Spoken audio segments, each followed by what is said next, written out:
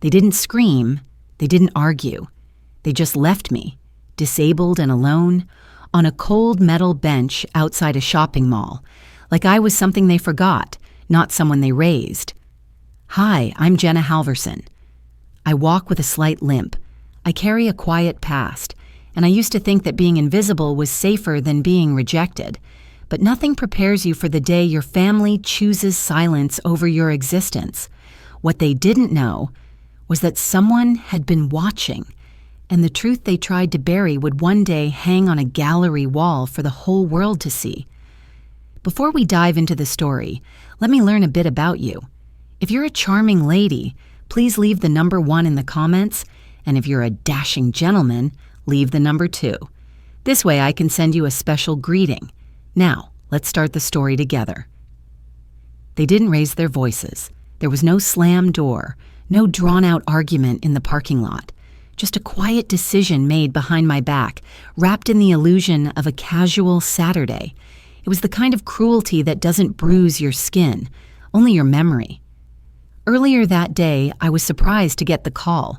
Carly sounded overly chipper, like she was reading off a script. Girls' Day at Willamette Mall? Mom says she wants to treat us.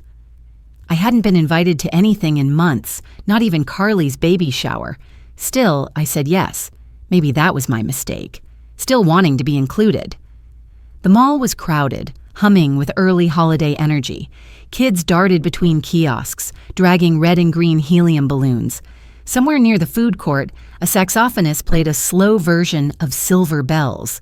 I tried to keep pace with Carly and Mom as we moved past the storefronts, but my right leg always stiffened in cold weather. It wasn't bad, just enough that they noticed. Carly turned around, flashing that half smile that looked good in photos, but never quite reached her eyes. "Don't slow us down this time," she said, loud enough that 2 teenagers at the pretzel stand glanced over. I ignored her. I'd gotten good at that. We paused for soft pretzels, Mom's idea, and I offered to carry the shopping bags. It wasn't much. 2 scarves, a set of coasters, and a lotion trio from Bath & Body Works. But the bags felt heavier than they were. Maybe it was how I'd always ended up as the one holding things. Their attention was already shifting. Mom checked her watch, then glanced toward the parking lot entrance. "There's a return we forgot in the car," she said, calm as tea. "Why don't you wait here with our stuff? We'll be right back." I nodded, grateful for a moment to sit down. I found a bench near the glass exit doors and set the bags down beside me. The cold crept through the windows, but I didn't complain. I just folded my cardigan tighter around me and watched them walk off, their silhouettes merging with the crowd. 10 minutes passed, then 20. At first, I assumed the line at the store had taken longer than expected. Then I checked my phone. No new messages, no signal, just the spinning wheel trying to connect. I shifted my weight, trying to keep my right knee from locking up. It had always been that way after the accident. Small movements mattered. By minute 45, I'd started to feel something colder than the weather creeping in. Recognition. The kind that hits without drama. No crescendo, just quiet realization. I stood slowly and grabbed the duffel bag they'd left me. It held a crumpled blanket, a half-full water bottle, and a pair of old aluminum crutches, ones I hadn't used in months. My throat tightened. They were gone. I walked the perimeter of the parking lot, scanning for the gray Honda. Maybe they'd parked farther away. Maybe they'd circled to pick me up. Maybe... My steps slowed. My ankle gave out a little. I reached for one crutch, adjusted the height, and kept moving. By the time I reached row D, I couldn't pretend anymore. They weren't coming back. I sat on the curb near a lamppost, pulling the cardigan sleeves over my hands. The wind was biting, sharper than it had been earlier. Leaves skittered across the pavement like they were trying to escape too. A mother passed by with her toddler in a stroller, bundled in fleece and beaming. She didn't notice me. People rarely do when you're quiet and alone. A security patrol rolled by, tires crunching over gravel. The window lowered. A man with a buzz cut leaned out. "You all right, miss?" he asked, voice flat but not unkind. I stood awkwardly. My mom was here. I think she forgot me. He glanced at the duffel bag, then back at me. "You okay to walk to the bus shelter? It's just across the lot." I nodded. What else could I do? As he drove off, I turned toward the far side of the mall, the distant outline of the shelter blinking under a flickering street lamp. I adjusted the strap on my shoulder and gripped the crutch a little tighter. That was the night I learned something I'd never forget. People don't always leave you with shouting or doors slamming. Sometimes they just fade you out, quietly, efficiently, like you were never meant to be in the picture in the first place. And the silence that follows, it stays with you longer than any goodbye ever could. The first person who looked at me like I was human was handing out cinnamon roll samples near the transit stop. She offered one with a smile that didn't quite reach her eyes. "Want one, hun?" I nodded, took it, but didn't speak. She lingered for a second, maybe waiting for me to say more, but then her tray clattered as a gust of wind pulled her skirt sideways. She laughed awkwardly and walked away. I stayed where I was, on a cold metal bench at the edge of the outer lot. Behind me was a recycling bin overflowing with soda cans, and beside it, a trash can buzzing with flies. I didn't care. I couldn't. The flannel coat I wore now wasn't mine. It had been left earlier by someone I never saw coming. He hadn't said a word, just stepped out of the dusk like a thought I didn't know I needed.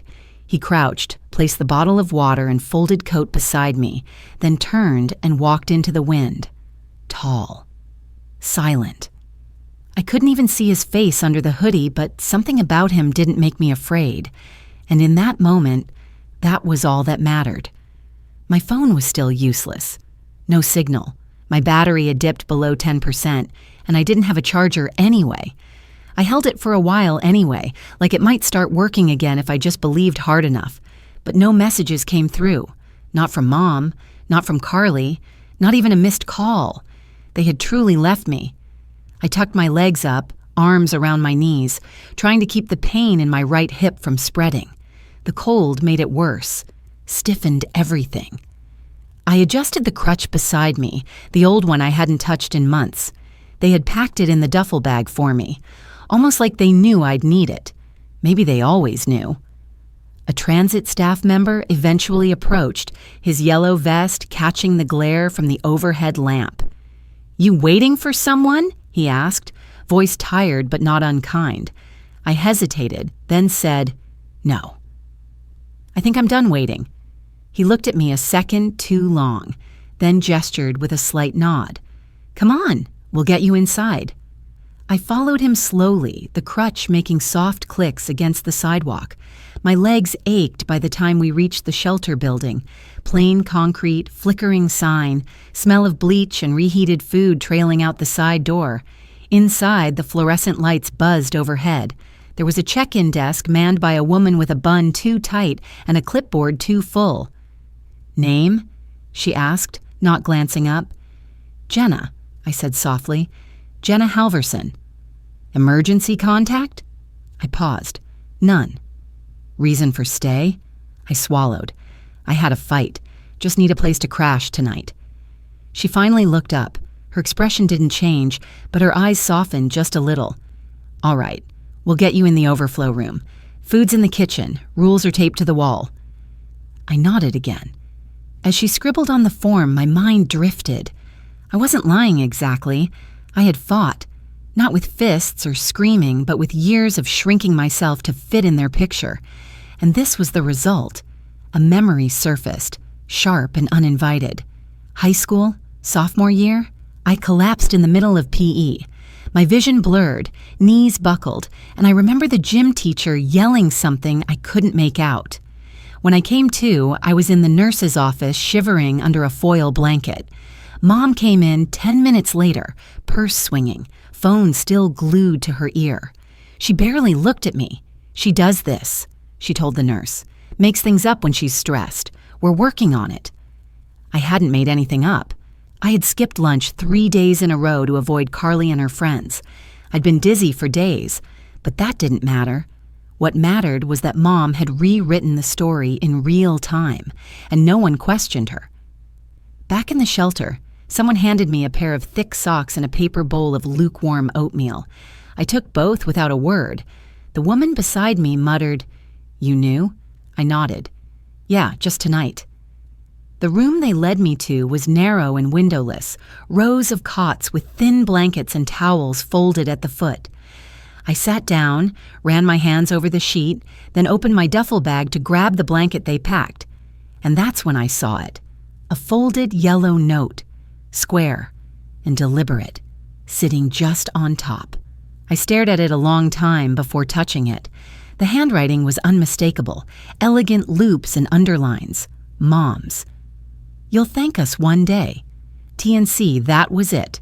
No explanation, no apology, just the assumption that I'd someday come to understand their version of love.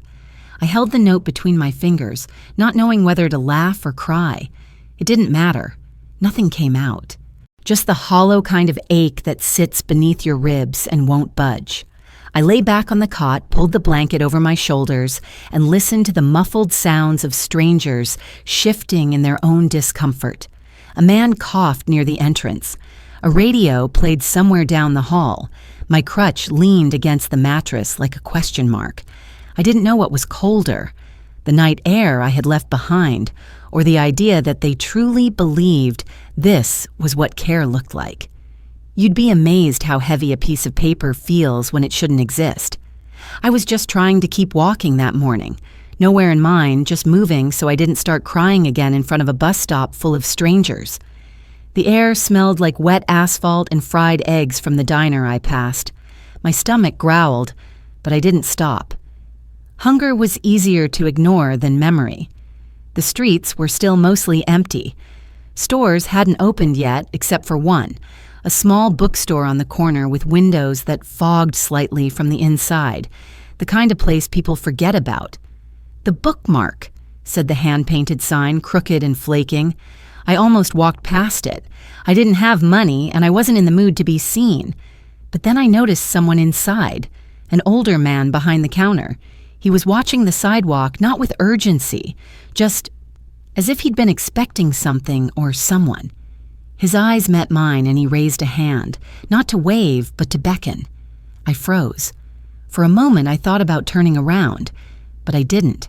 When I stepped inside, the smell hit me first. Dust, paper, something faintly like lemon oil. It was quiet, not silent, just the hum of an old heater in the corner and the occasional creak of old floorboards adjusting to the cold. He didn't say hello, just reached under the counter and brought out a brown envelope. No name, no stamp. The seal was hand-glued. "This is for you," he said, setting it on the counter like a delicate plate. I looked at it, then back at him. "Who left it?" "Didn't say," he replied. "Came in yesterday. Said you'd come. I didn't know what to do with that, but I reached for the envelope anyway." The paper was thick and slightly wrinkled, like it had been carried around in someone's coat for too long. I sat on the bench by the front window and opened it slowly. Inside was a single sheet carefully folded. It was my drawing, a willow tree, leaning toward a creek bank, its branches curling like fingers too tired to hold themselves up. I had drawn it when I was 15, the night after Mom told me crying during a thunderstorm made me too dramatic. I remember hiding that sketch between the pages of my journal, sliding it under my mattress like it was a secret too soft to be shared. But this copy wasn't torn, wasn't faded. It had been scanned, printed, preserved. I flipped it over. In handwriting that wasn't mine were 6 words: "You are not invisible. Keep walking." My breath caught. I looked up at the clerk, but he was back at his crossword, unbothered, like he hadn't just handed me a message from another version of myself. I didn't ask questions. I couldn't. That paper felt heavier than it should have, like it carried weight from another life. I slipped it back into the envelope and stood.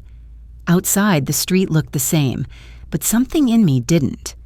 I tucked the envelope under my arm and began to walk, slower this time. At the corner, just before I turned, something slipped from the back of the envelope and fluttered to the ground, a folded piece of paper, thicker than the first. I picked it up. It was a hand-drawn map, no street names, just familiar shapes, a coffee shop, a library, and a little red square marked at the bottom. Studio, 9th and Alder.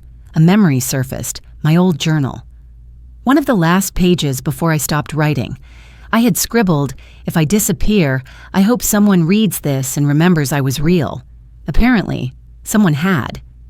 As I followed the map through downtown Eugene, my mind drifted to another page, another betrayal.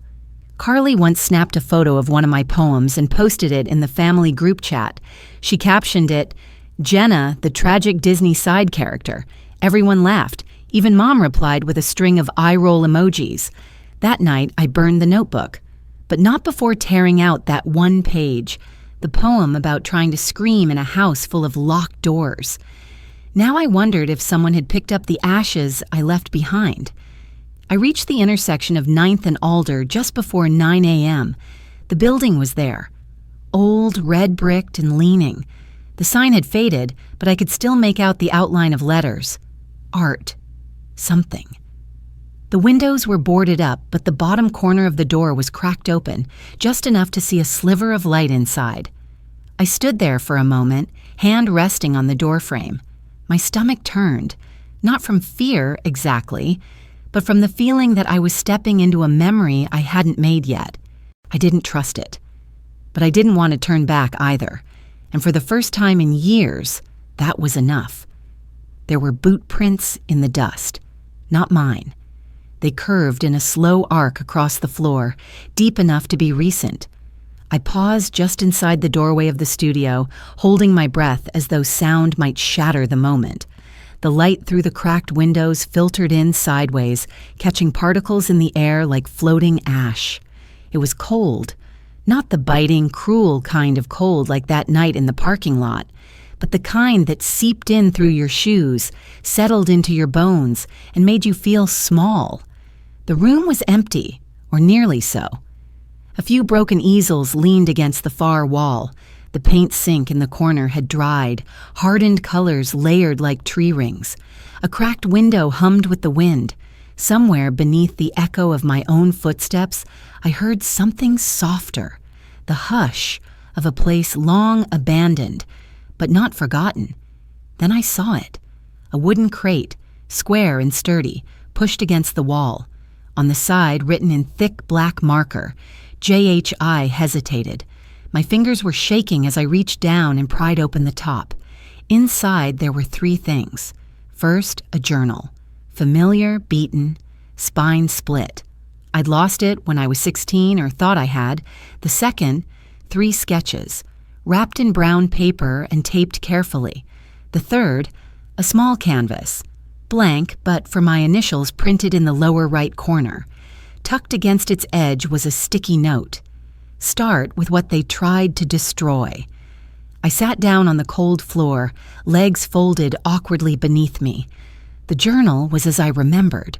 Purple cover faded at the corners, the inside filled with cramped, angsty handwriting and graphite smudges. I flipped to a page at random and saw a sketch of a face half turned away, eyes dark, lips stitched shut. I remembered that night too well. It was the fall of senior year. I had applied for an art portfolio review at the state college, something my teacher, Mr. Lister, had pushed me to do. I spent weeks drawing, painting, collecting, everything I'd hidden in notebooks for years, but the letter never came. Instead, I found out from Lister, weeks later, that someone had emailed the department head, claimed I was emotionally unstable, that I had a history of delusional writing. The sender? My mother. She never denied it, just said, "That school wouldn't have been good for you anyway. You'd never survive in a place like that." I looked down at the canvas in my hands now and felt something unfamiliar rise in my chest. Not rage, not sadness, just a small, persistent defiance, like the way a seed pushes through concrete when no one expects it to. I stood up, brushed off a corner of the studio, and found a chair that didn't wobble too badly. The crate held a set of old paints and brushes, some dried out, some still usable. I moved slowly at first, unsure of what I was doing, but when I opened the first tube of paint, the scent hit me like memory, turpentine, dust, linseed oil. I dipped the brush in water, waited, dipped again. And then I began. The first stroke was shaky, too light. Then another, then another. I painted a girl behind a glass wall, frosted, translucent, her palms pressed flat against the surface, her mouth open, but the sound couldn't get through. Around her, there were shadows of people laughing, eating, scrolling their phones. No one noticed. No one turned. The more I painted, the less I hesitated. I didn't sketch in pencil first. I didn't plan. I just let it come. The outlines of the girl took form quickly, but the details came slower. Her eyes were wide, not with fear, but with urgency. Her hair was loose, her expression unreadable. And then, somewhere near the end, I added a thin fracture in the glass, right where her hand touched it. Not shattered, just cracked. When I finished, I sat back and stared at it for a long time. The silence in the studio felt different now. Not lonely, not heavy, just quiet. Like something had been spoken, even if no one was there to hear it. I picked up the fine brush again and dipped it in the darkest blue. At the bottom of the canvas, in small, careful strokes, I signed the words, "The Forgotten Room." My hand trembled only slightly. For years, they'd told me my voice was too much, too sharp, too soft, too sensitive, too loud. So I stopped speaking. I let the silence win. But sitting there in that dusty studio, surrounded by old sketches and memories no one else thought were worth saving, I realized something. If they wouldn't let me speak, maybe I'd let the paint scream instead. If grief had a sound, it would be the soft clink of a fork on ceramic, followed by the kind of laugh that says nothing ever went wrong. The kind of laugh you hear in diners where the air smells like bacon grease and old coffee, and the jukebox hums out forgotten 90s country hits. I stood on the opposite sidewalk, half hidden behind a newspaper rack, watching them through the glass of Willow's diner. There they were, my family, laughing over loaded fries and cherry pie like I didn't exist, like I hadn't slept in a shelter 3 nights ago with a crutch and a note telling me to be grateful. They looked happy. Teresa had her nails done. Perfect, like always. She was wearing one of her ivory shawls, the kind she used for court hearings and baby showers. Carly sat next to her, hair curled, tapping her phone while her stepdad told a story that made them all smile. River was across from them, quiet, flicking a straw wrapper with her fingers. My fingers twitched around the paper bag in my hand. Inside was a new sketchbook, a roll of tape, and the receipt that led me here. An hour earlier, I had followed the trail of art supply deliveries to a small print shop on Alder. The clerk had smiled, vaguely confused. "Oh, these were dropped off by your sister yesterday. Said you'd pick them up. He didn't even ask which sister." The name on the order slip had been printed neatly, J.H. Prepaid, no return contact. Just a sticky note that read, "Keep going." It hadn't been hard to guess where they were. The clerk had gestured across the street. They headed to Willow's after that, usually get the corner booth. And now here I was, watching Carly toss her head back with a laugh that sent a silver earring swinging, watching Teresa sip from her wine glass, rosé because she always said red made her teeth look cheap, watching River flinch slightly when someone's hand grazed her arm. They weren't mourning. They weren't even curious. No one had reported my bag missing. No one filed a report or called the shelter. No one checked my phone logs or asked if I was okay. They hadn't lost me. They'd let me go. And it wasn't until that moment, standing outside in the gray morning air, that I understood. This wasn't care gone wrong. This was control, packaged in civility, sealed with a smile and a shrug. My breath fogged the glass. Then River saw me. Her eyes widened. Her fork stopped halfway to her mouth. She didn't wave, didn't rise. But her lips moved, almost soundless. "I'm sorry." That was it. I turned, didn't run, didn't cry, just walked. There's a kind of dignity that comes with not being invited. You're no longer performing. You get to decide what you carry and what you burn. I found a corner convenience store and bought a cheap prepaid phone, one of those gray plastic ones with 3-day battery life and no apps. The clerk didn't ask for ID, just bagged it up and handed me my change. I sat outside at a bus stop bench, legs folded, sketchbook open on my lap, burner phone in hand. It felt heavier than it should have. Maybe that's how beginnings feel. There was a call for submissions from a small gallery in Portland I remembered seeing once in high school. They focused on emerging voices, anonymous pieces. The tagline read, "We exhibit what others overlook." I tapped slowly, typing with my thumbs like the words might shatter if I rushed them. Subject line, "For the girl who wasn't invited back in." Name, J.H. attachment. The Forgotten Room, .jpg body. I don't need credit. I just need it to be seen. I hit send. That was all.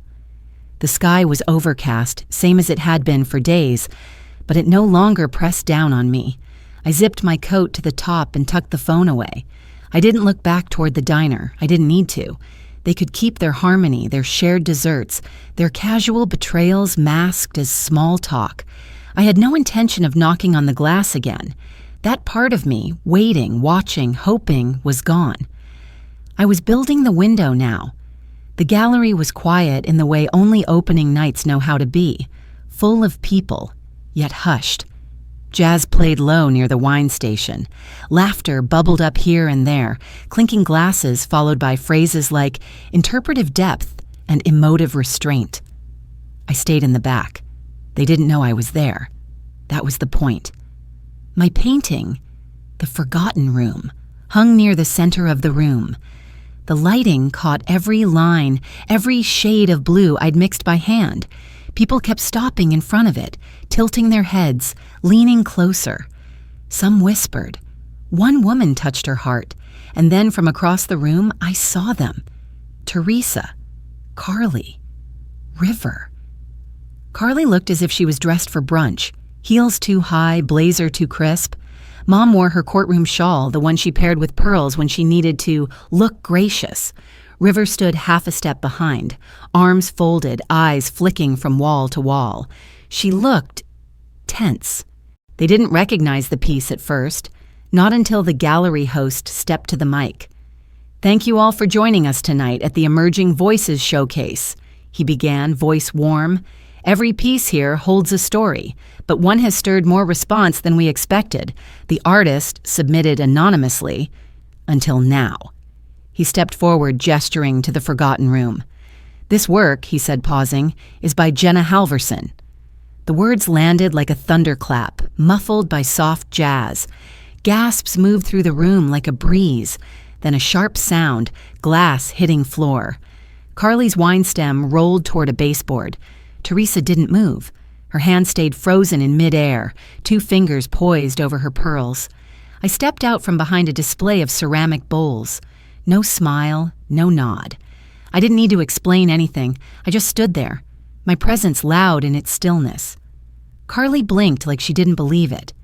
Teresa opened her mouth, but no words came. And River looked down, then up, and for the first time in years, met my eyes without flinching. I stayed only a few minutes longer, enough for the gallery host to nod in acknowledgement, enough to see that they now knew I didn't vanish. I had simply stepped out of their frame. Back at my studio above the bakery, the world was quieter. The scent of rising dough from downstairs wrapped the room in warmth. I lit a candle beside the window and opened my laptop. One new message waited, unsigned, just an address I didn't know. Subject: "Thank you for painting what I couldn't say." Message: "Your piece made my daughter ask the right questions. You helped me speak. I hope someone did that for you, too." I let the cursor hover for a long while before closing the lid. I didn't need to answer. The painting had already replied. Beside the candle was another envelope, smaller, hand-sealed, River's handwriting. "I should have stopped them," it read. "I heard more than I let on. I'm sorry I waited this long." There were no excuses, just the truth. That weekend, as I finished reorganizing a shelf of sketchbooks, I heard a knock at the studio door. It was a girl, maybe 15, maybe younger. Thin shoulders, eyes too old for her face. "I saw your painting," she said. "My mom says things like that too." I didn't ask her name, didn't press for stories. I stepped aside, picked up a brush from the jar near the easel, and held it out. She took it without hesitation. Later that evening, I returned to the gallery. The room was mostly empty now, just soft echoes and the fading scent of wine and cologne. I placed a printed copy of that email beside my painting. No frame, no plaque. Then I lit a small candle beneath it. Not for revenge, for remembrance. Because even in silence, we leave traces. And sometimes, those traces are exactly what someone else needs to find their way through. Not everything broken stays broken. Sometimes it becomes the light that leads someone else out. Sometimes the loudest kind of healing doesn't come from confrontation. It comes from being seen without asking for permission. That night in the gallery, I didn't speak a word, but my truth was louder than it had ever been. In life, there are families we're born into, and others we quietly build from those who truly listen. And maybe the hardest lesson is this: you don't have to stay somewhere just because you were left there. If this story touched something in you, I'd love to know. Feel free to share your thoughts, because sometimes even quiet stories deserve to be heard.